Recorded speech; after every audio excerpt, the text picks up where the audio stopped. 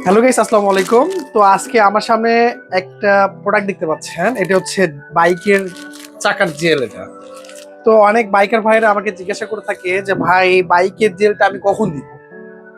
তো মূলত ভাবে বাইকের জেলটা হচ্ছে আপনার নতুন যে টায়ার থাকে বা নতুন যে বাইক থাকে, আপনার নতুন বাইকের জন্য এই জেলটা না। এই জেলটা মূলত ভাবে এই জন্য ব্যবহার করা হয় যে যে বাইকের টায়ার পুরাতন হয়ে গেছে, যেমন ধরেন যে 20,000 কিলো চালানো হয়ে গেছে বা 24,000 কিলো পর্যন্ত চালানো হয়ে গেছে, এই ক্ষেত্রে তখন এই বাইকের জেলটা দেওয়া উচিত। কেননা তখন লং এ গেলে বা কখনো কোথাও গেলে ওই লিক হওয়ার ভয়টা বেশি থাকে আপনার। আর নতুন বাইকের নতুন টায়ার, দেখা যাচ্ছে নতুন বাইক বা পুরাতন বাইক নতুন টায়ার তুলছে আপনার, এই ক্ষেত্রে জেল করবে, এই তখন কিন্তু জেল করার কোনো প্রয়োজন নাই। আপনারা যখন দেখা যাচ্ছে টায়ারের বয়স বেশি হয়ে গেছে বা পুরাতন ভাব মানে লাগতেছে যখন আপনার, তখন আপনারা জেল করে দেবেন। আশা করি অবশ্যই আপনাদের ভিডিওর মাধ্যমে বুঝতে পেরেছেন জেল কখন করতে হবে আর কিরকম ভাবে করতে হবে। অবশ্যই আপনারা আশা করি বুঝতে পেরেছেন।